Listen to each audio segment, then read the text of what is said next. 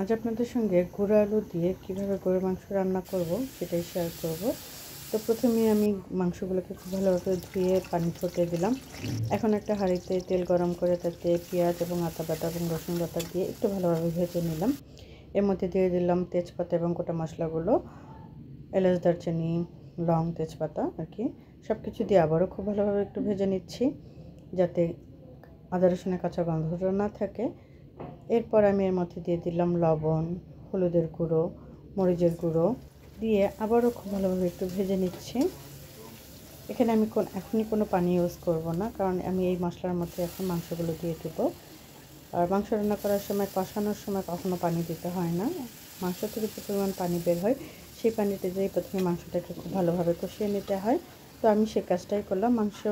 মশলার মধ্যে সরাসরি পানি না দিয়ে মাংসটা দিয়ে দিলাম। মাংসটা দিয়ে এখন আমি মাংসটাকে খুব ভালোভাবে মশলার সাথে মিশিয়ে নিলাম এবং প্রায় 10 মিনিটের মতন ঢাকনা দিয়ে আবারও ঢেকে দিলাম। এখন ঢাকনা খুলে 10 মিনিট পরে আমি আবারও খুব ভালোভাবে একটু নেড়ে দিচ্ছি, যাতে নিচে কোনোভাবে লেগে না যায়, কারণ এখনও কিন্তু মাংস থেকে কোনো রকম পানি বের হয়নি। তাই আমি একটু বারবারই নেড়ে দিতে হবে, যাতে যে পর্যন্ত মাংস থেকে পানিটা বের না হয়। তারপরে যখন মাংস থেকে পানিটা বের হয়ে আসলো এবং খুব ভালোভাবে কষানো হয়ে গেল, এরকম তেল উপরে চলে আসলো, সেই পর্যায়ে আবারও নেড়ে আমি ঢাকনা দিয়ে ঢেকে দিলাম এবং এখন দেখেন যে একদমই তেল কষা হয়ে গিয়েছে, কোনো রকম ঝোল অবশিষ্ট নেই এখানে। আমি এখন এই পর্যায়ে মাংসটাকে একটু ভাজা ভাজা করে নিব। ভাজা ভাজা করে নিয়ে তারপর আমি এখানে 2 মগ গরম পানি দিয়ে দিলাম।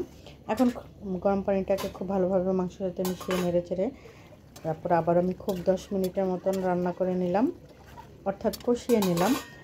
এভাবে 10 থেকে 15 মিনিট আমি বারবারই কষিয়ে নিচ্ছিলাম এবং ঢাকনা দিয়ে ঢেকে দিচ্ছিলাম এবং বারবারই নেড়ে দিচ্ছিলাম। কষাতে কষাতে যখন ঝোলটা একদম শুকিয়ে আসলো এবং আবারও তেল উপরে চলে আসলো, এই পর্যায়ে আমি মাংসটাকে আবারও কিছুটা সময় ভেজে নিলাম। ভেজে নিয়ে এখন এর মধ্যে আমি আবারও গরম পানি দিয়ে দিলাম, প্রায় 2 মগের মতন। আমি এখানে তৃতীয়বারের মতন মাংসটাকে কষিয়ে নিচ্ছি।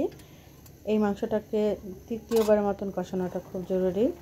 তো মাংসটা যখন খুব ভালোভাবে কষানো হয়ে গেল এবং ঝোল খুব ভালোভাবে অনেকটাই শুকিয়ে গেল, তখন এখানে আমি অ্যাড করে দিলাম আলুগুলো, যেগুলো আমি আগেই সেদ্ধ করে খোসা ছাড়িয়ে নিয়েছিলাম। এখন এই আলুটাকে এই মাংসের সঙ্গে খুব ভালোভাবে একটু কষিয়ে নিতে হবে। মানে থার্ড টাইম আমি যখন মাংসটাকে কষিয়ে নিচ্ছিলাম, সেই পর্যায়ে এখানে আলুটাও অ্যাড করে দিলাম, যাতে আলু এবং মাংসটা দুটোটাই খুব ভালোভাবে কষানো হয়। আলু এবং মাংসটা যখন কষাতে কষাতে এরকম আবারও তেল উপরে চলে আসবে এবং ঝোলটা শুকিয়ে আসবে, সেই পর্যায়ে আবারও একটু ভেজে নিয়ে মাংসটা এবং আলুটা আবারও একটু তেল কষার মধ্যে ভেজে নিয়ে তারপরে এখানে অ্যাড করে দিতে হবে আবারও প্রায় 2 মগের মতন বা আপনাদের পছন্দের মতন পানি এখানে ইউজ করে দিতে হবে, কারণ এই পানিটাই হচ্ছে মূলত ঝোলের জন্য আমি ইউজ করেছি। আর সাধারণত এই পর্যায়ে এসে ঝোলের জন্য মাংসের পানিটা ইউজ করতে হয়। তো আপনারা আপনাদের ঝোল কীভাবে রাখবেন বা কতটুকু রাখবেন সেই পরিমাণ অনুযায়ী এখানে পানিটা অ্যাড করে দিতে হবে। আমি একটু ঝোল ঝোল পছন্দ করি, তাই আমি একটু বেশি করে পানি অ্যাড করে দিয়েছি। যখন ঝোলটা একদম মাখো মাখো হয়ে আসবে, তখন আমি এটাকে নামিয়ে পরিবেশন করে নেব।